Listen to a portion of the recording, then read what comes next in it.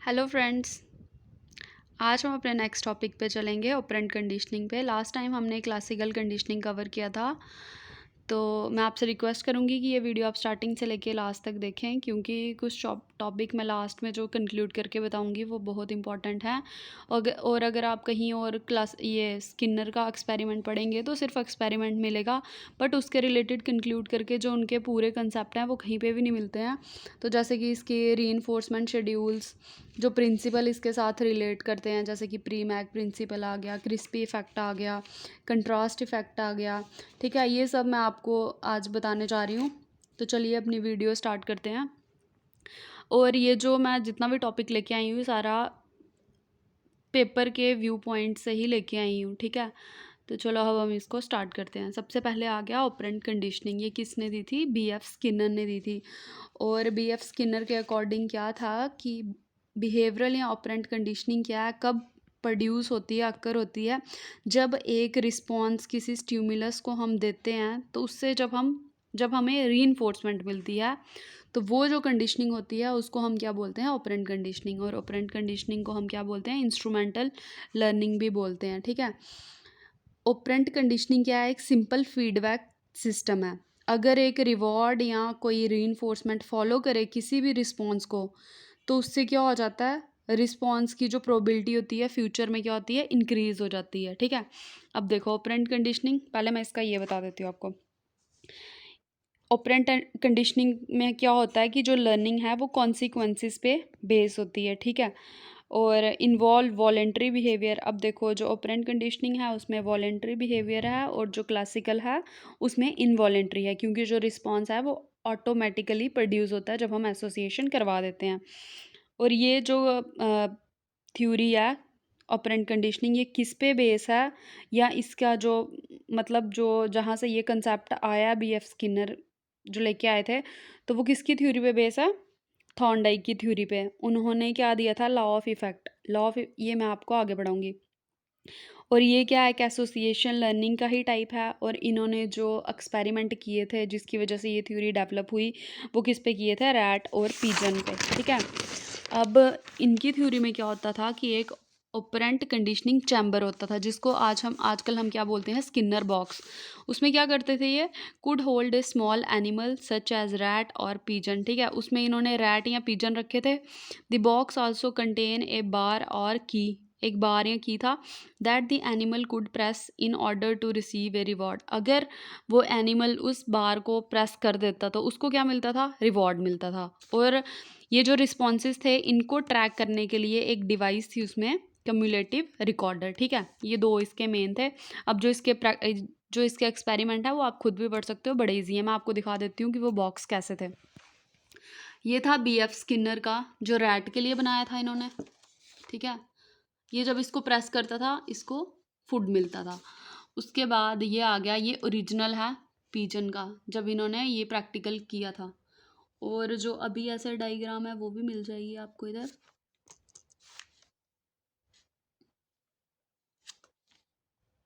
ये रही, इसको देख के एक बार कंक्लूड कर लेना कि क्या था ये। ठीक है, ये दो चैम्बर थे जो इन्होंने यूज़ किए थे। अब आ गया इसके बाद शेड्यूल, इसको हम बाद में पढ़ते हैं, बट सबसे पहले ये पढ़ लेते हैं। अब देखो इसमें क्या है मेन। अब अगर किसी बिहेवियर को इंक्रीज़ करना है या डिक्रीज़ करना है, उसके लिए क्या यूज़ किया है? Punishment and reinforcement. जो रीइंफोर्समेंट है वो क्या करती है? बिहेवियर को इंक्रीज़ करती है, स्ट्रेंथन करती है। और जो पनिशमेंट है वो बिहेवियर को क्या करती है? डिक्रीज़ करती है। पनिशमेंट टू टाइप्स की है, पॉजिटिव एंड नेगेटिव। और पनिशमेंट भी टू टाइप की है, पॉजिटिव एंड नेगेटिव। अब इनमें डिफरेंस क्या है? अब जो पॉजिटिव रीइंफोर्समेंट है उसमें क्या है? Addition of something to increase the response.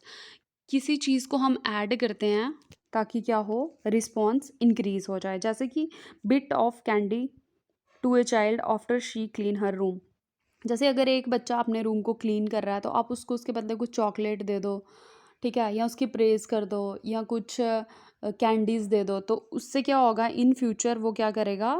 उस रीइंफोर्समेंट की वजह से वो उसका बिहेवियर इंक्रीज़ हो जाएगा। ठीक है, तो ये चीज़ उसकी बिहेवियर में शो होने लगेगी। अब आ गया negative reinforcement, removing of something to increase the responses.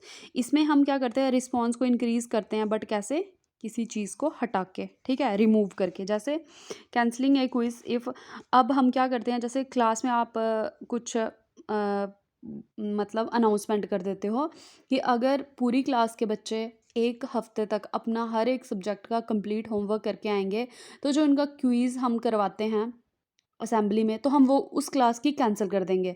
तो बच्चों के लिए जो क्विज़ कंपटीशन होता है, बहुत बच्चों के लिए ये क्या होता है, एवर्सिव स्टिमुलस होता है। मतलब वो नहीं चाहते हैं कि हम मतलब रिस्पॉन्स करें इस चीज़ के लिए। तो अब क्या है, एक इस चीज़ को हटाने के लिए क्या किया आपने, होमवर्क करवा दिया। तो इससे क्या होगा, ये चीज़ हटा के किस रिस्पॉन्स को आप इंक्रीज़ कर रहे हो, होमवर्क को करवाने के रिस्पॉन्स को, ठीक है। तो एक चीज़ को रिमूव करके जब आप दूसरी चीज़ का, किसी पॉजिटिव चीज़ के रिस्पॉन्सेज को इंक्रीज़ करा देते हो, वो क्या हो जाता है, नेगेटिव रीइंफोर्समेंट। बिहेवियर को इंक्रीज़ करवा रहे हैं बट कुछ चीज़ निकाल के, ठीक है।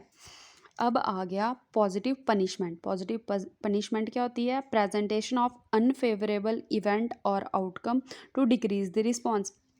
इसमें क्या करते हैं ना, प्रेजेंट करते हैं अनफेवरेबल इवेंट को, ताकि बच्चा वो रिस्पॉन्स देना बंद कर दे उस टाइप का। जैसे कि अगर कोई बच्चे में बैड हैबिट्स आ गई हैं या बैड बिहेवियर शो कर रहा है वो, तो उसको एक्स्ट्रा होमवर्क दे दिया। उसको पता लगेगा कि अगर मैं दोबारा ऐसा रिस्पॉन्स करूँगा तो मुझे और होमवर्क मिलेगा, तो ऑटोमेटिकली वो क्या करेगा, अपना वैसा बिहेवियर कम हो जाएगा उसका। और रीडिंग 1 पेज मोर, या फिर अगर कोई बच्चा क्लास में लेट आता है तो उससे 1 या 2 पेज की आप एक्स्ट्रा रीडिंग करवा दें, ताकि वो नेक्स्ट टाइम से पंक्चुअल हो जाए। ये आ गया आपकी पॉजिटिव पनिशमेंट। बट मतलब कि कुछ अनफेवरेबल इवेंट को आपने ऐड करना है ताकि बिहेवियर डिक्रीज हो जाए।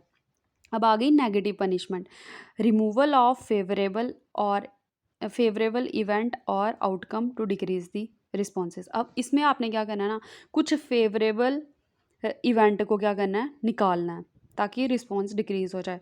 जैसे कि बच्चे का टीवी टाइम आप कम कर दें, टीवी देखने का टाइम, अगर उसकी क्लास में कम नंबर आ रहे हैं या वो क्लास में मिसबिहेव कर रहा है और घर में आपको शिकायत आ गई है इस चीज़ के लिए, या फिर उसके पढ़ने का, उसके प्लेइंग टाइम को आप रिमूव कर दें अगर वो क्लास में सुन नहीं रहा है टीचर की, तो इस टाइप का, ठीक है। इसमें नेगेटिव पनिशमेंट और नेगेटिव रीइंफोर्समेंट में अब क्या डिफरेंस है, इसमें हम फेवरेबल चीज़ को निकालते हैं ताकि बिहेवियर डिक्रीज़ हो जाए, इसमें हम अनफेवरेबल को निकालते हैं ताकि बिहेवियर इंक्रीज़ हो जाए। पॉजिटिव रीइंफोर्समेंट क्या है, हम कुछ चीज़ ऐड करते हैं फेवरेबल ताकि इंक्रीज़ हो जाए बिहेवियर, और पॉजिटिव पनिशमेंट में क्या है, अनफेवरेबल को हम ऐड करते हैं ताकि डिक्रीज़ हो जाए बिहेवियर, ठीक है। तो इसमें बिल्कुल कंफ्यूज नहीं होना है, अपने हिसाब से एक एक एग्जाम्पल सेट कर लेना, ये क्लियर हो जाएंगे ये डाउट, ठीक है। अब नेक्स्ट आ गया इसमें जो मेन, और इसमें से बहुत बार क्वेश्चन पूछते हैं, इसी में से क्वेश्चन आते हैं ऑपरेंट कंडीशनिंग के, ये जो भी अभी मैं आपको कंसेप्ट बता रही हूँ। अगर आप चाहें तो आप पुराने पेपर खोल के देख सकते हैं। अब आ गया आपके शेड्यूल्स ऑफ रीइंफोर्समेंट, ठीक है। अब देखो शेड्यूल्स में क्या आ जाएगा, कॉन्टीन्यूस रीइंफोर्समेंट आ जाएगी। कॉन्टीन्यूस रीइंफोर्समेंट क्या हो जाती, कॉन्टीन्यूस रीइंफोर्समेंट आ जाएगी, फिक्स्ड इंटरवल आएगी, वेरिएबल इंटरवल आ जाएगा, फिक्स्ड रेशियो आ जाएगा, वेरिएबल रेशियो आ जाएगा। अब कॉन्टीन्यूस में क्या होता है ना, ये एक शेड्यूल होता है रीइंफोर्समेंट का, जहाँ क्या होता है, पर्टिकुलर बिहेवियर के लिए आप रीइंफोर्समेंट प्रोवाइड करते हो, ठीक है। ये भी बिहेवियर को स्ट्रेंथन करने के लिए यूज़ होता है, और इसको हम कहाँ यूज़ करते हैं, इनिशियल स्टेजेस में, जब हमने किसी बिहेवियर को इंक्रीज़ करना हो। जैसे छोटी क्लास में हम यूज़ करते हैं ना कि एक सब्जेक्ट का काम ख़त्म किया तो उसको रीइंफोर्स, मतलब कॉन्टीन्यूसली हम उसको रीइंफोर्समेंट देते रहते हैं हर एक छोटे छोटे सब्जेक्ट के लिए, छोटे छोटे बिहेवियर के लिए, ठीक है। वो आ गई कॉन्टीन्यूस। कॉन्टीन्यूस से ही पता लग रहा है कि लगातार। फिक्स्ड इंटरवल क्या आ गई ना आपकी, फिक्स्ड मतलब फिक्स है, इंटरवल क्या हो गया, टाइम, जो फिक्स्ड टाइम पे मिलती हो वो क्या आ गई आपकी, फिक्स्ड इंटरवल शेड्यूल। जैसे कि एक बड़े एग्ज़ाम के बाद कुछ अगर फिक्स्ड इंटरवल, जैसे कि अब आप स्कूल में पढ़ते हैं, ठीक है, तो आपके पहले यूनिट टेस्ट होते रहते हैं, बट एक फिक्स्ड इंटरवल के बाद आपका क्या होगा, बड़ी एग्जामिनेशन होगी जो फाइनल एग्ज़ाम होगा, ठीक है। ये इसकी एग्जांपल आ गई। या फिर फिर रिलैक्सेशन टाइम मिल जाएगा आपको बीच में, और फिर से आपका फाइनल एग्ज़ाम आएगा। तो ये जो फिक्स्ड इंटरवल है कि जैसे मार्च में एग्ज़ाम होते हैं, दिसंबर में होते हैं, आजकल सेमेस्टर वाइज हो गया, तो वो जो पर्टिकुलर टाइम है वो क्या आ गया आपका फिक्स्ड इंटरवल। अब आ गया वेरिएबल टाइम। वेरिएबल इंटरवल क्या हो गया टाइम, और शेड्यूल क्या हो गया कभी भी, ठीक है। इसमें क्या होता है कि कुछ स्पेसिफिक टाइम पे आपको रीइंफोर्समेंट मिलती है, ठीक है, कि जैसे कोई सरप्राइज टेस्ट के बाद आपको कुछ रीइंफोर्समेंट मिल गई कि पहले से टाइम फिक्स नहीं है, कभी भी जो हो सकता है, ठीक है, मतलब अनप्रिडिक्टेबल टाइम होता है, पहले से फिक्स नहीं होता है कुछ भी, ठीक है। अ, फिर आ गया फिक्स्ड रेशियो। रेशियो क्या आ गया, नंबर। जब आपको फिक्स नंबर मिल रहे हो किसी चीज़ के रिलेटेड, तो वो क्या आ गया आपके फिक्स्ड शेड्यूल आ गया, फिक्स्ड रेशियो शेड्यूल। मतलब जैसे कि अगर एक रैट को वो बटन प्रेस करने के बाद एक फिक्स क्या एक प्लेट मिलता था खाने का, तो वो क्या है फिक्स्ड है आपका कि वो मिलेगा ही मिलेगा। जैसे कि वो 5 बार प्रेस करेगा फिर जाके उसको मिलेगा, तो ये अगर 5 बार प्रेस करके मिलेगा तो ये क्या हो गया 5 टाइम क्या हो गया नंबर, ठीक है, ऐसे। अब नेक्स्ट आ गया वेरिएबल रेशियो शेड्यूल। इधर क्या है कि कोई पहले से फिक्स्ड इसका टाइम नहीं है, कभी भी मिल सकता है, फिक्स्ड नंबर नहीं है, कभी भी मिल सकता है, ठीक है। अब आ गया कि जैसे और ये जो वेरिएबल रेशियो है, ये सबसे ज़्यादा क्या है रिस्पॉन्सेज प्रोड्यूस करने के चांसेस होते हैं इसमें, जैसे कि गैम्बलिंग, लॉटरी, कि कभी भी आपकी लॉटरी लग सकती है, कभी भी आपका मतलब आपका चांस आ सकता है। ये आ गया आपका वेरिएबल रेशियो, ठीक है। अब मैं आपको बता देती हूँ इनके ये कैसे आते हैं, इनके ग्राफ कैसे आते हैं। जैसे ये आ गया आपका फिक्स्ड इंटरवल, ये आ गया आपका टाइम, ये स्टडी बाय स्टूडेंट। अब इधर ये रिलैक्स वाला टाइम चल रहा है आपका, ठीक है, कोई एग्ज़ाम नहीं है, ये फाइनल एग्ज़ाम आ गया तो बढ़ गई आपकी टेंशन। फिर ये आराम से स्मूथ चल रहा है, ये बढ़ गया आपका पढ़ने का बर्डन। ये मतलब इस टाइम पे क्या आपको पता है हमने ज़्यादा पढ़ना है। और ये आ गया आपका जो दूसरा वाला वेरिएबल इंटरवल, ये चल रहा है मतलब एक जैसा ही, कभी भी टेस्ट हो सकता है। तो ये जो इधर रिस्पॉन्स का रेट होता है वो क्या रहता है कांस्टेंट रहता है वेरिएबल इंटरवल में। फिर आ गया आपका फिक्स्ड रेशियो, ये आ गया आपका टाइम, और ये क्या आ गया work output on a piece और रेट रिवार्डेड सिस्टम, ठीक है। ये नॉर्मल चल रहा है, पता है इधर जाके हमें क्या मिलेगा फिक्स टाइम पे कुछ रीइंफोर्समेंट मिलेगी, तो इधर बिहेवियर वो इंक्रीज़ हो जाएगा। फिर नॉर्मल चल रहा है, पता है इतने टाइम के बाद कुछ ज़्यादा मिलेगा, तो ये आ गया, ठीक है। ये आ गया वेरिएबल, इधर भी कांस्टेंट ही रहता है, constant high rate of gambling किस में होती है वेरिएबल रेशियो में, और कांस्टेंट रेट ऑफ रिस्पॉन्डिंग का होती है वेरिएबल इंटरवल में। अब जैसे कुछ महीने के बाद, जैसे कुछ प्रोजेक्ट के बाद जो एम्प्लॉय होते हैं उनको अगर कुछ फिक्स मतलब अमाउंट मिलता है मनी का, तो वो उस टाइम पे ही क्या करेंगे ज़्यादा हार्ड वर्क करेंगे, या उनको पता है उनका बॉस 1 महीने के बाद ही ऑफिस में आता है तो वो उस टाइम ज़्यादा अच्छे से काम करेंगे।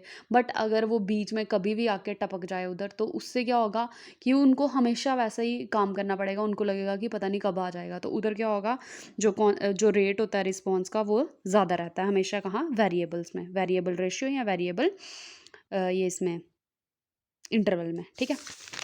अब आ गया आपके जो इनके मेन कंसेप्ट हैं, भी आ गया एक पार्शियल रीइंफोर्समेंट है। इसमें क्या होता है कि variable ratio schedule also result in behaviour that are highly restricted to, अच्छा ये मैंने अभी बताया ना। और ये जो वेरिएबल रेशियो होता है ना, ये जो बिहेवियर होता है इसको ख़त्म करना आसान नहीं होता। अब जैसे जो गैम्बलर होते हैं तो उनके लिए वो चीज़ छोड़ना बड़ी मुश्किल होती है, क्योंकि उनको पता है कभी भी हमें कुछ फ़ायदा हो सकता है इस चीज़ का, ठीक है। तो ये क्या हो जाती है पार्शियल रीइंफोर्समेंट इफेक्ट भी बोलते हैं इसको हम, ठीक है।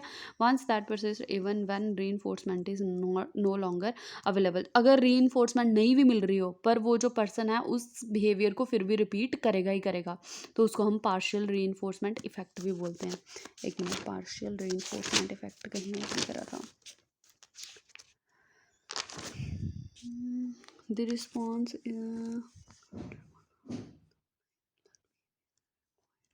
ये देखो इसकी एक ये भी डेफिनेशन है।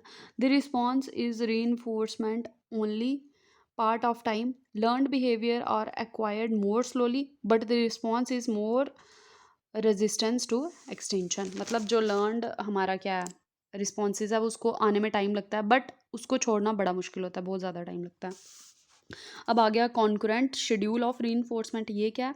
ए situation in which two or more behaviour each having its own reinforcement schedule are simultaneously available. जैसे कि दो सिचुएशन हमारे पास ऐसी आ जाती हैं जिनका खुद का बिहेवियर हम मतलब शो करते हैं। उसमें क्या होता है ना कि मतलब दो रीइंफोर्समेंट हमें एक टाइम पे अवेलेबल हैं। जैसे कि अगर आप available such as going with friend, talking on telephone और वॉचिंग टीवी, ठीक है, एक साथ बहुत सारे रीइंफोर्समेंट, वो आ गई आपकी कॉन्करेंट शेड्यूल ऑफ रीइंफोर्समेंट। आप इन वर्ड से भी समझ सकते हैं कि क्या चल रहा है मतलब कंसेप्ट में, ठीक है। अब आ गया नेक्स्ट, आ गया आपका लर्नड हेल्पलेसनेस। ये कंसेप्ट किसने दिया था? इसको बहुत बार मतलब एग्ज़ाम में पूछ चुके हैं ये। तो जैसे कि कभी कभी पूछ लेते हैं कि लर्न हेल्पनेस किसने दिया था, तो ये किसने दिया था? मार्टिन ई पी मैरी स्लाइगमैन, ठीक है। ये पॉपुलर किसके लिए थे? अपनी थ्योरी के लिए, लर्नड हेल्पलेसनेस। और ये कहाँ? सोशल साइकोलॉजी में भी यूज़ होता है ये वर्ड। मैच द फॉलोइंग में बहुत बार पूछा होता है ये वर्ड। फिर आ गया feeling of helplessness that develop after exposure to situation in which no effort succeed in effective outcome. When we begin to believe that, जब हमें ये लगता है कि हमारा अपनी सिचुएशन पे या इन्वायरमेंट पे कोई कंट्रोल नहीं है और हम उस चीज़ को अचीव करने के लिए क्या करते हैं? स्टॉप कर देते हैं, कोई एफर्ट्स नहीं डालते, तो वो क्या हो जाता है? Learn helplessness. अब जैसे कि कुछ बच्चे होंगे जो अभी नहीं पढ़ रहे होंगे, ठीक है, अब जब एग्ज़ाम को 1 महीना बचेगा या वो अभी किसी और एग्ज़ाम के लिए बिजी होंगे, तो उनको ऐसे लगेगा कि अब 1 महीने में हम ये काम कर ही नहीं सकते हैं, सिचुएशन हमारे हाथ से बाहर है।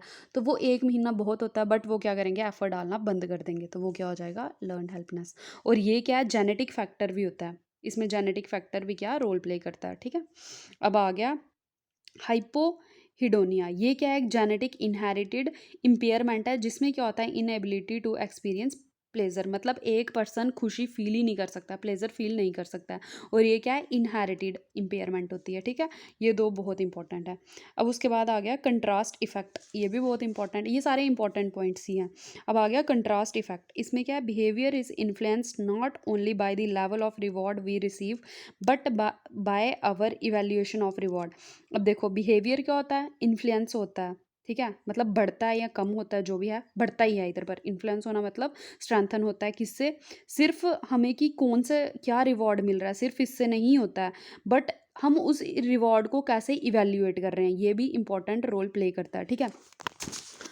अब to our experience with previous reward. जैसे कि अगर एक बच्चा है, आप उसको अगर फर्स्ट टाइम उसके क्लास में 10 में से 10 मार्क्स आए, ठीक है, अब आप उसको क्या कर रहे हो? 5 चॉकलेट दे रहे हो, बट नेक्स्ट टाइम उसके फिर से 10 में से 10 आए तो आप उसको 2 ही चॉकलेट दे रहे हो, तो वो उस चीज़ को इतनी रीइंफोर्समेंट नहीं समझेगा। वो क्या करेगा? अब की रीइंफोर्समेंट को अपने पुराने एक्सपीरियंस के साथ कंपेयर करेगा कि मुझे लास्ट टाइम कितने मिले थे, तो उस हिसाब से उसकी क्या बिहेवियर को इन्फ्लुएंस करने में मतलब वो चीज़ रिस्पॉन्सिबल होगी, ठीक है। अब the shift in the amount of reward we receive can dramatically influence our performance, ठीक है। और ये क्या है? टेम्परेरी बिहेवियर शिफ्ट होती है सिर्फ। अब ये जो मैंने साइड पे लिखा है ये मैं अभी बताती हूँ क्या क्या। अब देखो, अब कंट्रास्ट इफेक्ट क्या है? सिंपल कि हमारे बिहेवियर को स्ट्रेंथन करने के लिए सिर्फ रीइंफोर्समेंट ही इम्पॉर्टेंट नहीं होती है, बट हम उस रीइंफोर्समेंट को कैसे परसीव कर रहे हैं वो भी इंपॉर्टेंट है, मतलब कैसे इवेल्युएट कर रहे हैं। अब ये 2 टाइप्स की है। एक होती है सक्सेसिव। सक्सेसिव में हम क्या करते हैं? प्रीवियस वाले हमारी जो रीइंफोर्समेंट है हम उसको उसके साथ कंपेयर करते हैं। और एक होती है साइमल्टेनियस। और साइमल्टेनियस में हम क्या करते हैं कि अपनी और जो हमारे साथ के ग्रुप के हैं हम उनके साथ कंपेयर करते हैं। अगर 2 बच्चों के सेम नंबर आ गए और दोनों को, एक को 5 चॉकलेट दे रहे हो, एक को 2 चॉकलेट दे रहे हो, तो वो उधर कंपेयर करेंगे, ठीक है। और अगर एक को फर्स्ट टाइम ज़्यादा मिली है, नेक्स्ट टाइम कम मिल रही है, तो वो उधर कंपेयर करेंगे। सक्सेसिव में हम क्या करते हैं? प्रीवियस एक्सपीरियंस के साथ कंपेयर करते हैं। और साइमल्टेनियस में हम क्या करते हैं? तभी वाले के साथ हम कंपेयर करते हैं, मतलब हम अपने ग्रुप के साथ, या 2 जो तभी प्रेजेंट आपके पास सामने मतलब प्रेजेंट हो वो, ठीक है। अब आ गया पॉजिटिव कंट्रास्ट और नेगेटिव कंट्रास्ट। पॉजिटिव क्या होता है? Shift from smaller reward to larger the performance increases. अब देखो, जब स्मॉलर से आपका लार्जर में जाएगी परफॉर्मेंस, मतलब इंक्रीज होगी, मतलब जब रिवॉर्ड स्मॉलर से लार्जर जाएगा तो इंक्रीज़ हो जाएगी रीइंफोर्समेंट। जैसे कि पहले आपने 5 चॉकलेट दे दिया, अब आपने 6 दे दिए या 7 दे दिए, तो क्या हो गया, ऑटोमेटिकली वो इंक्रीज़ ही होगी। उसको बच्चे को ये रहेगा कि मुझे नेक्स्ट टाइम 8 मिलेंगे। और नेगेटिव में क्या होगा, जब शिफ्ट करोगे लार्ज से स्मॉल में तो क्या होगा, decrease the level lower than that the subject consistently receive only the smaller reward. ठीक है, मतलब जब कम होगा, कम रीइंफोर्समेंट करोगे पहले के मुकाबले, तो क्या होगा, वो खुद क्या होगा, कम हो जाएगा बिहेवियर, इतना ज़्यादा नहीं। अब ये दिया किसने था कंसेप्ट, 17th सेंचुरी में क्या था, जो फिलोसफर थे John Locke, who observed that, इन्होंने क्या ऑब्जर्व किया था ना, ये कंसेप्ट किसने दिया था, ये जो 17th सेंचुरी में जॉन लॉक थे, इन्होंने क्या ऑब्जर्व किया था कि जो एक ल्यूक वार्म वाटर है, मतलब थोड़ा गुनगुना सा पानी, अगर उसमें हम हाथ डालते हैं तो हमें गर्म फील होता है कि ठंडा फील होता है। वो किस पे डिपेंड करता है कि वो जो आपका पहले हाथ है वो सर्दी में है कि गर्मी में है। ठीक है, अगर आप सर्दियों में कुछ चीज़ मतलब अगर आप बड़ी बर्फ़ में हैं, तो अगर आप फिर ल्यूक वार्म वाटर में अपना हाथ डालेंगे तो आपको गर्म ही फील होगा। बट अगर आप बहुत ज़्यादा गर्मी में हैं और फिर उसमें डालोगे तो आपको हॉट फील होगा। ठीक है, ये कंसेप्ट था इनका। फिर उसके बाद इस पे किसने काम किया, 20th सेंचुरी में विलियम वुंड ने। ठीक है, identify contrast as a fundamental principle of perception, इन्होंने क्या बोला था, फंडामेंटल प्रिंसिपल है परसेप्शन का क्या, कंट्रास्ट इफेक्ट। देखो एक और क्वेश्चन बन गया इधर से। अब इंपॉर्टेंट रोल किस में प्ले करता है ये, परसेप्शन में एंड कॉग्निशन में। अगर ऐसा क्वेश्चन आ गया कि परसेप्शन में कौन कौन से मतलब 3-4 कंसेप्ट दे दिया कि इंपॉर्टेंट रोल प्ले करते हैं, तो कंट्रास्ट इफेक्ट भी उसमें आ जाएगा। ठीक है, अब इस कंसेप्ट के साथ एक कंसेप्ट और है, अब वो कंसेप्ट है आपका क्रिस्पी इफेक्ट। ठीक है, इसको हम बिहेवियरल कंट्रास्ट भी बोलते हैं। ठीक है, इसमें क्या होता है, इस ये कब होता है, when there is a sudden shift in the amount of reinforcement, जब आप सडन शिफ्ट करते हो किसमें, अमाउंट ऑफ रीइंफोर्समेंट में, तो क्या हो जाता है, उसको हम क्रिस्पी इफेक्ट बोलते हैं। जैसे कि if a amount of food given as reinforcement is suddenly, अगर आप कुछ फूड दे रहे हो किसी को, तो अगर वो 1 kg से 6 kg हो जाता है एकदम से, तो जो लेवल ऑफ परफॉर्मेंस है वो हायर हो जाएगी। किसके कंपैरिजन में, अगर आप पहले से ही 6 kg दे रहे हो या 6 ग्राम दे रहे हो, एक बच्चा है, आप उसको स्टार्टिंग में क्या दे रहे हो, एक चॉकलेट दे रहे हो, और अब उसको 6 दे रहे हो, तो क्या होगी, परफॉर्मेंस इंक्रीज हो गई। बट अगर आप उस बच्चे को स्टार्टिंग में ही 6 दे रहे हो और फिर भी 6 दे रहे हो, तो परफॉर्मेंस इतनी इंक्रीज नहीं होगी। तो जब आप स्मॉल से रीइंफोर्समेंट से लार्जर रीइंफोर्समेंट में जाएंगे या मोर रीइंफोर्समेंट देंगे, ठीक है, तो उससे क्या होगा, परफॉर्मेंस इंक्रीज होगी। बट अगर आप पहले से ही उतनी ज़्यादा दे रहे हो, तो उससे क्या होगा, रीइंफोर्समेंट इतनी मतलब इफेक्ट इतना ज़्यादा नहीं होगा। तो ये थे आपके मेन कंसेप्ट, कंट्रास्ट इफेक्ट। इसमें क्या होता है, पर जो बिहेवियर होता है, टेम्पररी बिहेवियरल शिफ्ट होती है ये। ठीक है, अब नेक्स्ट आ गया आपका टॉपिक अप्लाइड बिहेवियरल एनालिसिस। क्या होती है कि जब a field of psychology that specialises in, जहाँ हम क्या करते हैं, जो ऑपरेंट कंडीशनिंग होती है उसके प्रिंसिपल को मतलब नॉर्मल लाइफ की प्रॉब्लम्स को सॉल्व करने में हम यूज़ करते हैं, जब उसको क्या बोलते हैं, अप्लाइड बिहेवियरल एनालिसिस। फिर आ गया आपकी, अच्छा ये कॉग्निटिव अप्रोच आ गई, एक मिनट, इसमें और भी है टॉपिक।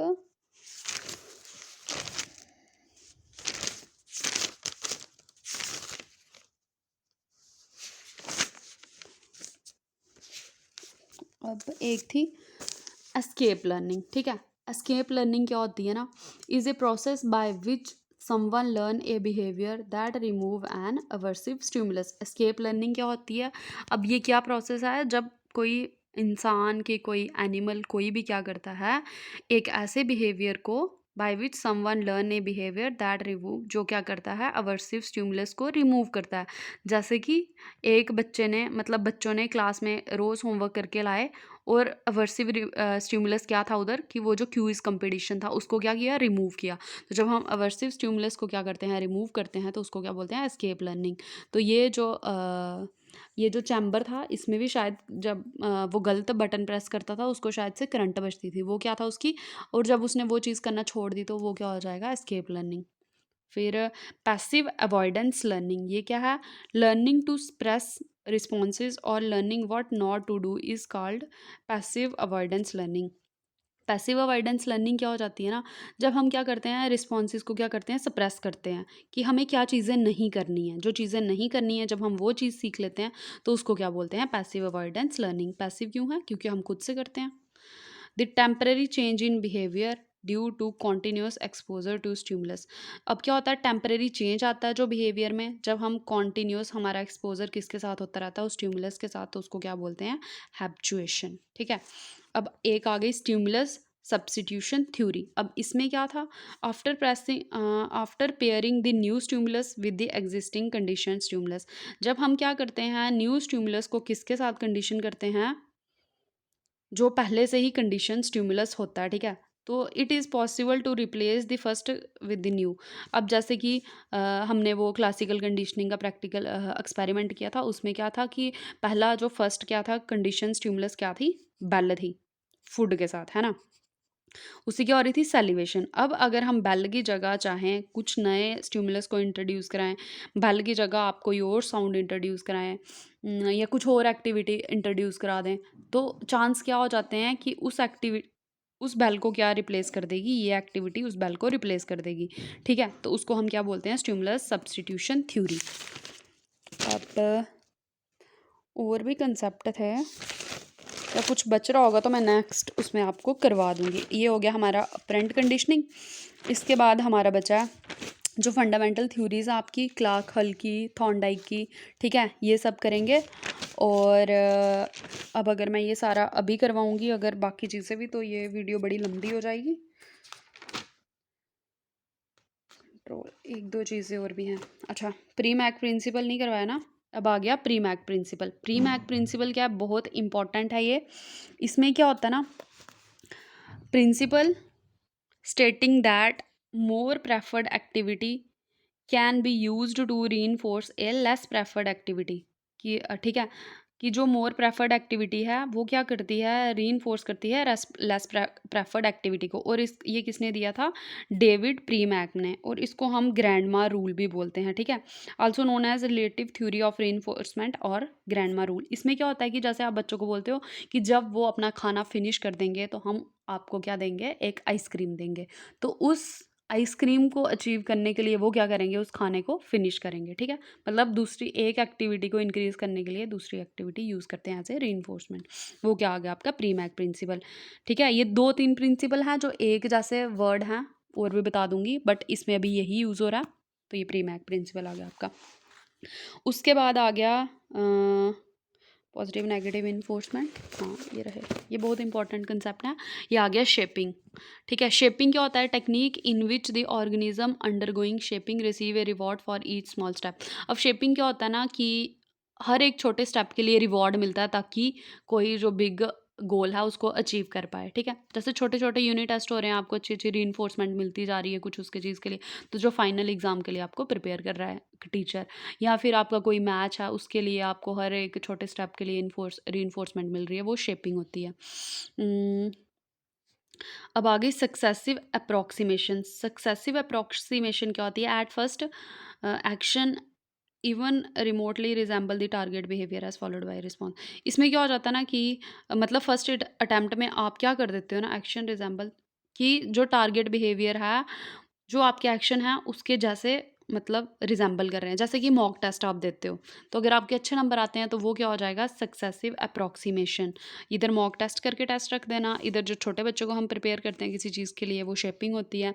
चेनिंग क्या आ गई, a procedure in which trainer establish a sequence or chain of response. इसमें क्या होता है, एक चेन बनती है रिस्पॉन्स की, बट जो रीइंफोर्समेंट है वो आपको लास्ट में जाके मिलती है। जैसे कि वर्ल्ड कप वगैरह होता है, मैच जीतते जाते हैं, बट लास्ट में जो वर्ल्ड कप जीतता है उसको क्या मिलता है, रिवॉर्ड मिलता है। फिर आ गया प्रोक्रास्टिनेशन। प्रोक्रास्टिनेशन क्या होती है ना, इसमें हम क्या करते हैं, इसको आप खुद पढ़ लेना, मैं ऐसे बता देती हूँ।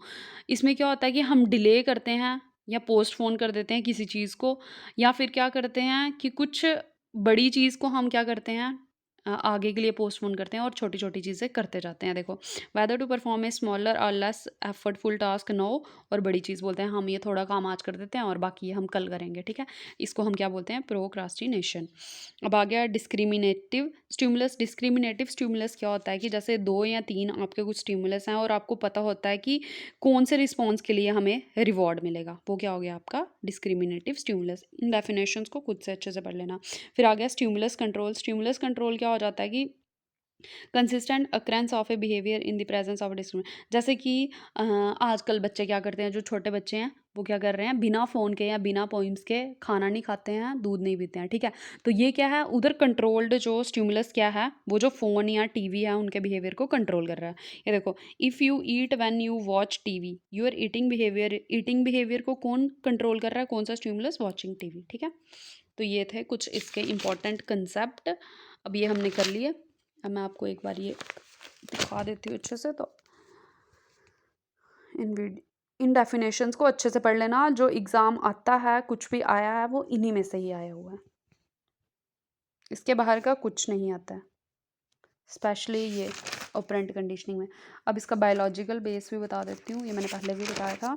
अब देखो, ऑपरेंट कंडीशनिंग के लिए क्या यूज़ होता है, hypothalamus amygdala the dopamine pathway और bifrontal bottom section of prefrontal loop, ठीक है। अब ये क्या है, जो रिवॉर्ड सिस्टम हमारे रिवॉर्ड सिस्टम होता है, जो brain brain part of brain responsible for reward system, वो क्या है, हिपोथैलेमस एंड डोपामिन पाथवे, ठीक है। अब ये भी मैंने बताया था, डोपामिन जब न्यूरोट्रांसमीटर करवाऊंगी तो ये सारे बता दूंगी, ठीक है। चलो ठीक है, आज का हमारा टॉपिक इधर ही ख़त्म होता है। अगर आपको ये वीडियो अच्छी लगी तो वीडियो को लाइक करें, मेरे चैनल को सब्सक्राइब करें, और अगर कोई डाउट है तो आप मुझे कमेंट करके पूछ सकते हैं। Thank you, have a nice day.